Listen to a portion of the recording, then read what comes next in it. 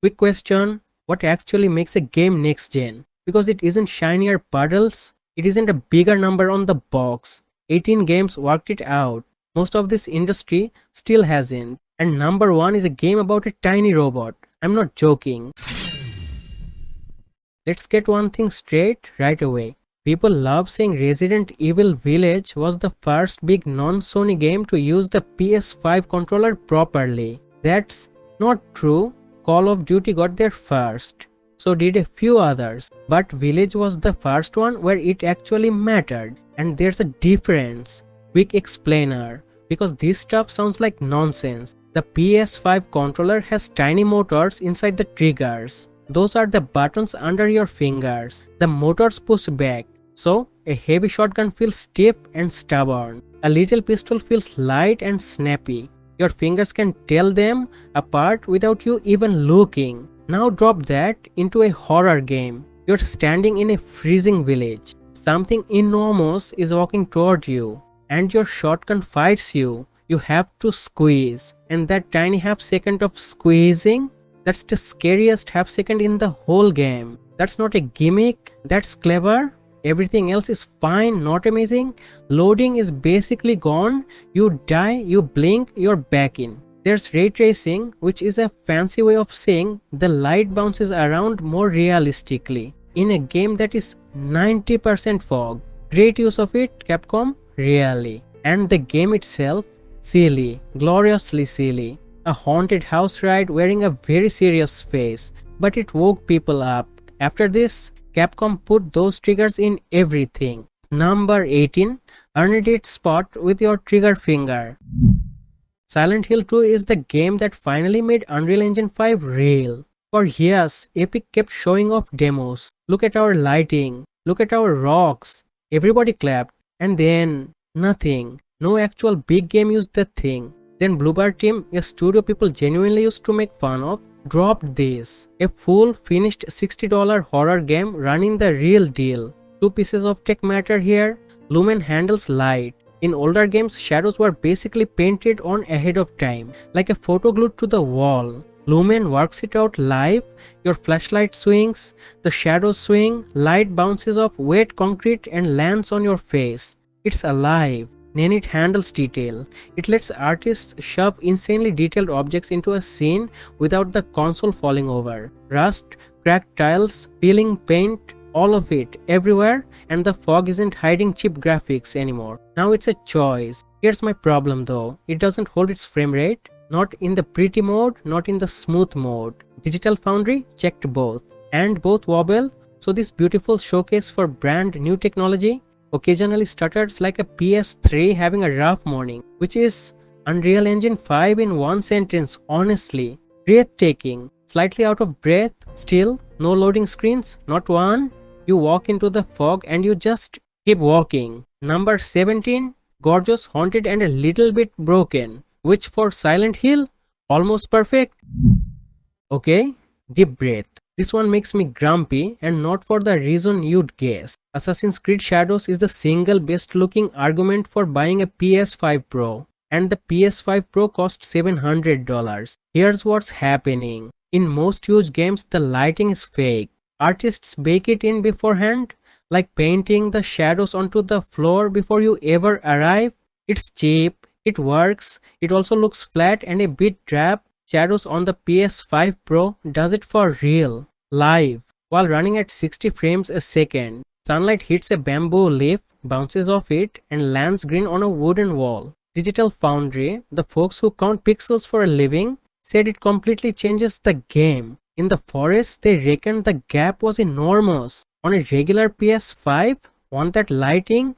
Dropped to 30, half as smooth, fantastic. Except Ubisoft promised this version would use PSSR, Sony's smart sharpening tool. It didn't show up, so you get glorious lighting on a picture that still shimmers and crawls around the edges. Oh, and your home base still runs at 30 frames on the $700 console. And the game holding all this up is fine, pretty, long, extremely long. Number 16. An incredible lighting demo wrapped around an Assassin's Creed you've basically already played.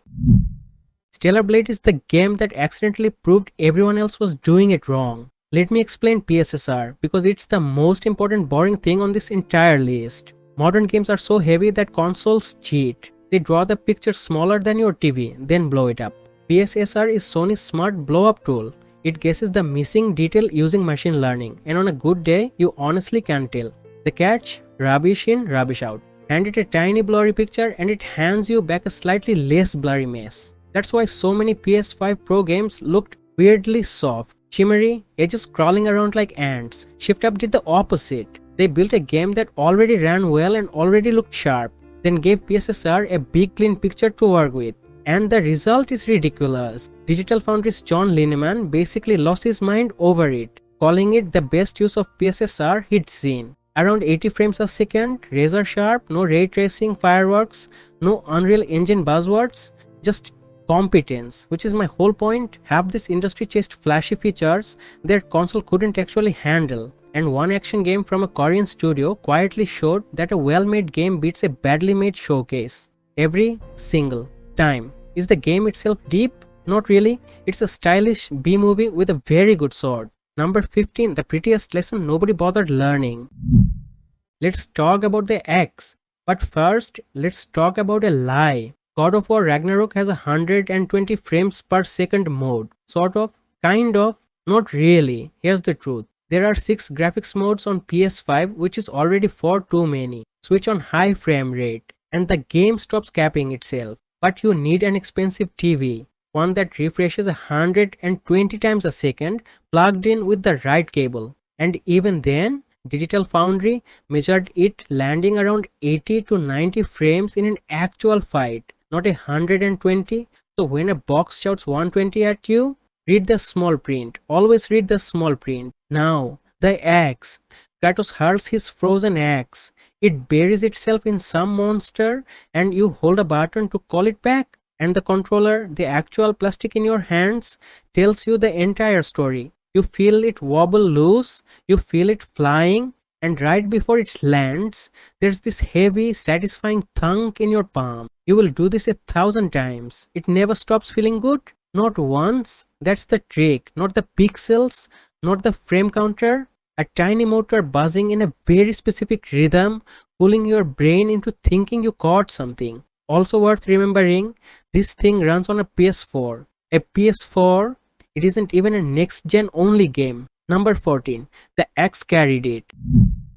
Final Fantasy VII Rebirth is a huge, generous, genuinely lovely game that looked like somebody smeared butter across your telly. Here's the choice they handed you at launch. Graphics mode, gorgeous, sharp, nearly 4K, running at 30 frames a second. Or performance mode, lovely and smooth at 60, except the game quietly shrinks the picture down to around 1100 pixels tall, then stretches it back out to fill your screen. That's the menu, a slideshow or Vaseline. And it gets stranger. The textures, those are the pictures wrapped around objects like wallpaper on a wall, were all over the place. Some looked stunning, others looked like they'd wandered in from a much older game. Digital Foundry pointed at things like the Shinra logo just sitting there, blurry in a game that's meant to be showing off, and the usual excuse doesn't work here. Rebirth doesn't run on PS4. It's PS5 only. There's no ancient hardware dragging it down. This is what they built on purpose for this console. Square Enix knew. They patched the demo before launch. It barely helped. The director promised more fixes. You know what actually sorted it out? Buying a $700 PS5 Pro so Sony's upscaler could tidy up the mess. That's the fix. Buy more console. And the annoying part? The game is wonderful. Enormous, warm, stuffed with silly minigames I lost entire evenings to. Number 13, brilliant game, blurriest possible way to play it. Right, credit where it's due. Through gritted teeth. Cyberpunk 2077 launched in December 2020 as one of the biggest disasters this industry has ever produced. It ran so badly on older consoles that Sony pulled it off the PlayStation Store completely. Not a patch, not an apology, removed. 5.5 years later, April 2026, CD Projekt dropped a PS5 Pro update. And right now, it's the most complete ray tracing you can get on any console. Quick version: normally games fake light, reflections are cheap tricks, shadows are educated guesses. Ray tracing actually follows the path of light rays, like real physics. It's honest. It's also brutally expensive to run.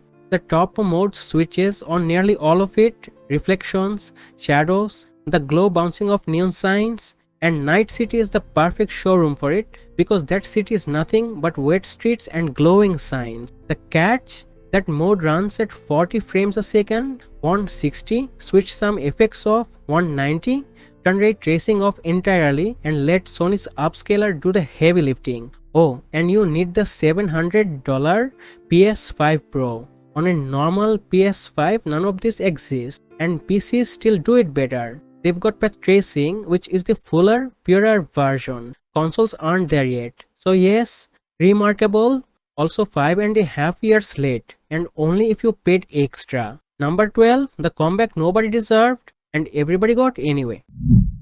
Gran Turismo 7 contains the single smartest thing anyone has ever done with a controller, and I still can't fully recommend it. Good news first. In a real car, when you stamp on the brakes, the ABS kicks in. That's the anti-lock system. It grabs and releases the brakes incredibly fast so your wheels don't lock up and skid. In real life, you feel it as a rapid pulsing under your foot. Gran Turismo 7 puts that pulsing in your finger. The trigger physically pumps back against you. And here's why that's clever. Not just a party trick, it's telling you something. That pulse means you're braking harder than the tires can cope with. It's information.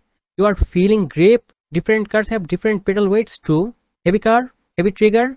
It's the closest you'll get to a proper racing wheel without spending a penny more. Now, the bad news. Weeks after launch, Polyphony cut the money you earn from races, nudging people toward buying credits with real cash instead. Then the servers went down for 30 hours. And because this thing insists on being online, even the single player died with them. A racing game you own, unplayable. Players' review bombed it into the floor. It became the worst user-rated PlayStation game on Metacritic ever. The boss apologized, handed out free credits.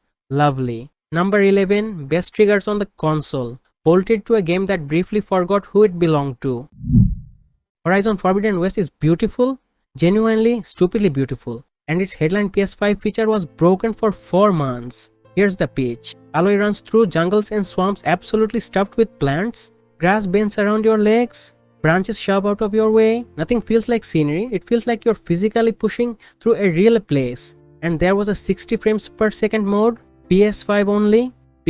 And everybody forgets this bit, the game also came out on PS4. Same game. Older console stuck at 30, so that PS5 mode was the selling point. Twice as smooth, new machine, new possibilities. Except it looked rough. To hit 60, Guerrilla drew the picture at a lower resolution and used a trick called checkerboarding, basically filling in half the pixels and making a smart guess at the rest. And on all that gorgeous foliage, it shimmered. Every leaf sparkled and crawled and buzzed like static. Digital Foundry, the pixel counting people, actually told players to go back to 30 frames on a PlayStation 5.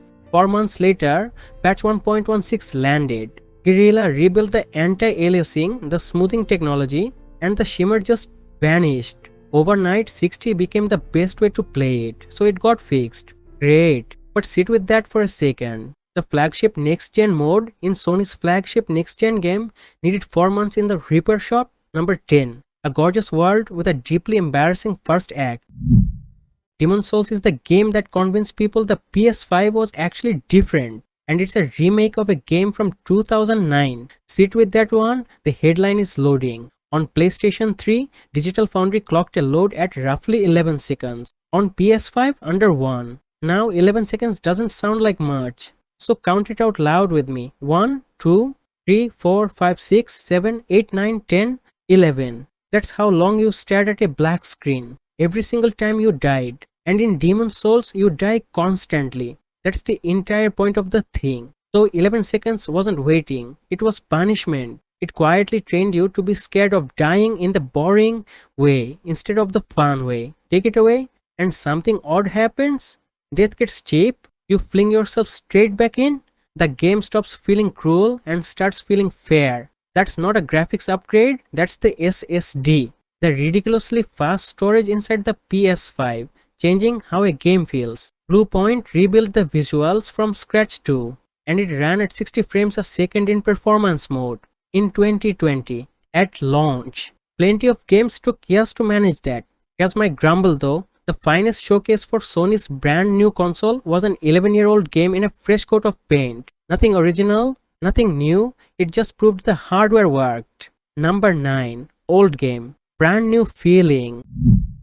Here's a fun one. Resident Evil Requiem is the game where Sony quietly admitted the PS5 Pro didn't work properly. Let me explain. When the Pro launched in November 2024, $700, remember?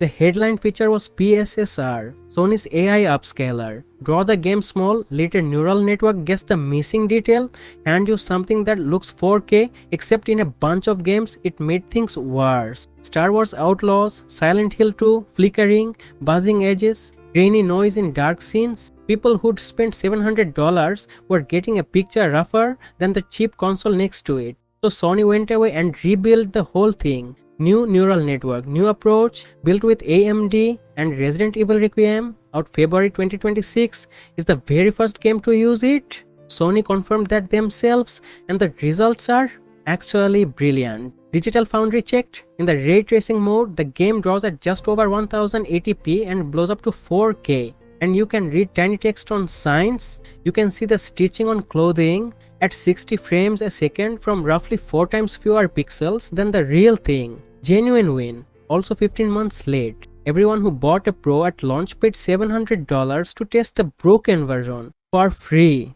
Oh, and Capcom's proudest achievement? Every strand of hair and beard is its own object. Moving in the wind. Number 8. Incredible take. Awkward timeline. Ghost of Yoti is stunning. It's also the most carefully worded feature on this entire list. The claim is ray-traced global illumination at 60 frames a second. And that's true. Sort of.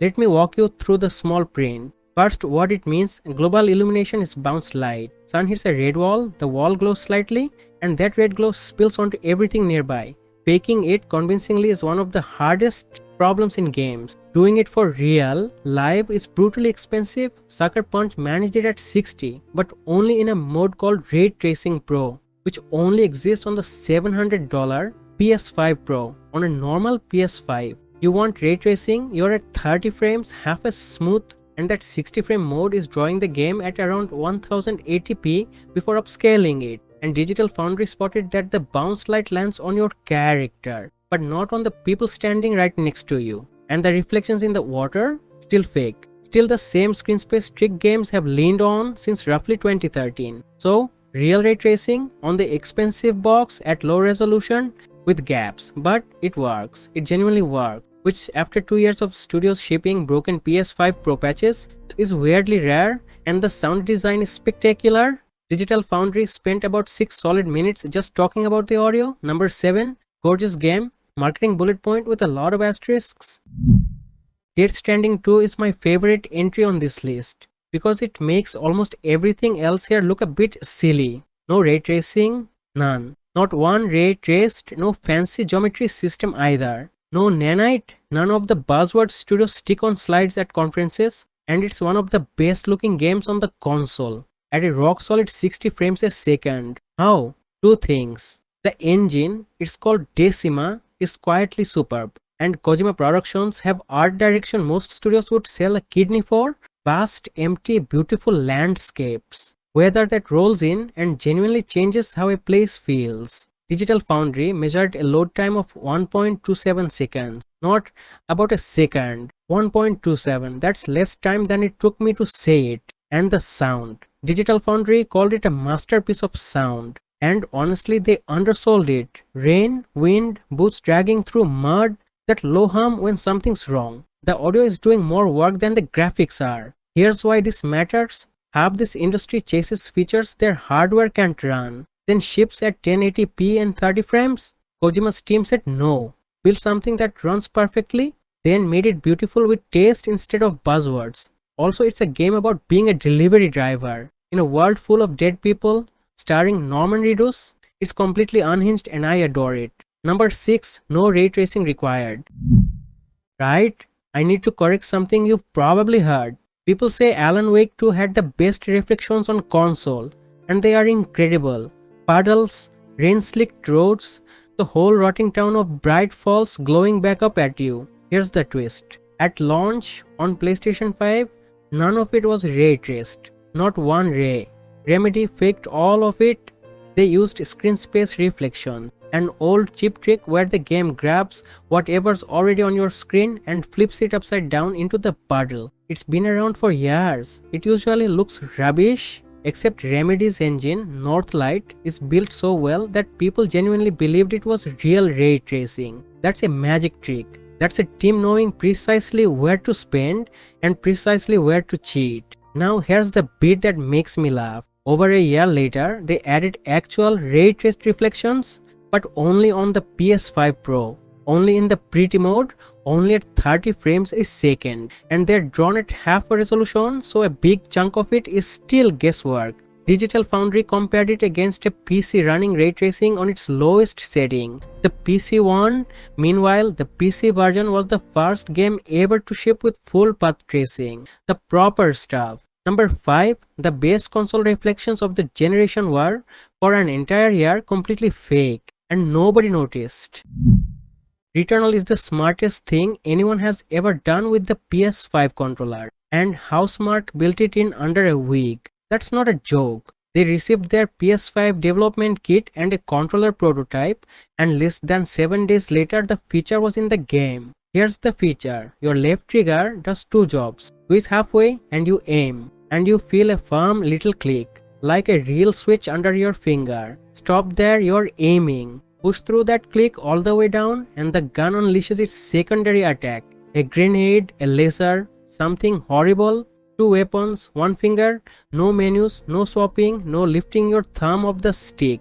And in a game this fast, hundreds of glowing bullets on screen at once? That isn't decoration. That's the entire reason the combat flows. Then there's the rain. You crash land on this miserable alien planet and you can feel individual raindrops tapping on your suit through the controller. Not a rumble, not a buzz. Little taps, it's uncanny. So, perfect game? No. At launch, you couldn't save partway through a run. This is a roguelike where a single attempt could eat hours, and if you switched the console off, that was it. Gone. $70, and it assumed you had no job, no family, and nobody at the door. They added a suspend option about a year later. Very kind of them. Number 4. Genius design, zero respect for your schedule. Spider-Man 2 pulled off something nobody else managed this generation. It made ray tracing normal. Here's the deal. Ray tracing, properly following light rays instead of faking them, is expensive. So games make you choose. Pretty mode 30 frames a second, smooth mode 60 frames, and we quietly switched the fancy lighting off. Insomniac said no. Every mode in Spider-Man 2 has ray tracing running. There isn't even an option to turn it off. Their tech director put it plainly. No mode has it disabled and there's no need for one. 60 frames a second. Enormous open city. Real reflections in every window, every puddle, every stretch of river. In 2023, that was close to witchcraft. Now, let me fix a stat you've probably seen floating around. People say traversal is 3 times on faster. I went looking for where that number came from and couldn't find it. So here's what's actually true and honestly more interesting. The map is twice the size of the first game. They added Queens and Brooklyn, and fast travel is basically instant. Open the map, tap anywhere, and you're there in around 1 1/3 seconds. No subway cutscene, no loading bar, nothing. Insomniac's tech director actually had to go onto a forum and confirm it was real, because players assumed it was a trick. Number 3. The first game that stopped treating ray tracing like a luxury item. Ratchet and Clank Rifting Apart was Sony's big flex, and 2 years later somebody called their bluff. The pitch was gorgeous, your mid-jump. You fire a hook into a glowing purple tear in reality, and you get yanked through into a completely different world. Different planet, different enemies, different everything. No loading screen, no fade to black. You are simply elsewhere. The first time it happens, you sit up. And Insomniac were loud about why. Their creative director said flat out that this game would not have been possible without the PlayStation 5's solid-state drive. The SSD is that fast. This is the future. Only here? Then, in 2023, the game came to PC, and it ran on a hard drive, a spinning, old-fashioned, decades-old hard drive. Digital Foundry also played it on a drive roughly half the speed of the PS5's and found essentially no difference. So was it a lie? Not quite. On an actual hard drive, Ratchet does hang in midair during rift jumps while the thing catches up. It's clumsy. The PS5 version genuinely is seamless, but impossible without our hardware turned out to mean quite difficult without our hardware, which is a different sentence, isn't it? Doesn't matter honestly. The game rules, it's funny, it's absurd, and back in 2021 it was already offering ray tracing at 60 frames a second. Years before most studios figured that out. Number 2, a real magic trick, just slightly oversold. And here it is, number 1, a cheerful little robot. Astrobot is the only game that completely justifies the PS5 controller, and I find that genuinely embarrassing for everyone else. Think about it. Sony built the DualSense back in 2020, motors inside the triggers, 2 precision haptic units capable of producing actual textures instead of a dumb buzz. Then Sony spent 4 years politely asking developers to use it properly, and mostly, they didn't. A trigger got a bit stiff when you fired a gun. Brilliant! Thanks everyone. Then Team Asobi, a small studio spun out of a division Sony had already shut down, made this. In Astrobot, you feel surfaces, snow crunches, glass taps, metal clunks, sand shifts under your feet. You could close your eyes and tell me what you're standing on. That's not a rumble motor, that's a speaker for your hands. And every level has a brand new idea. A chicken jetpack, monkey symbols, shrinking into a mouse. It never repeats itself, not once. It scored 94 on Metacritic, the best reviewed game of 2024, and took Game of the Year. 2 grumbles, it's over fast, you'll finish it in a weekend. And it's a museum of PlayStation history, packed with cameos from series Sony hasn't made a new entry in for decades. Charming and a bit sad at the same time. But it's number 1 for one simple reason. Every other game on this list treats the hardware as a feature. Here it's the whole point. Here's what I noticed making this list. The graphics stuff aged badly. Ray tracing that stunned everyone in 2021 is just normal now. Resolutions that were incredible are embarrassing, but the things you feel, Rain in Returnal, the axe in God of War, those still work, nobody's beaten them. That's the real lesson of this generation, and most studios still haven't learned it. Tell me what I got wrong. I'll be in the comments.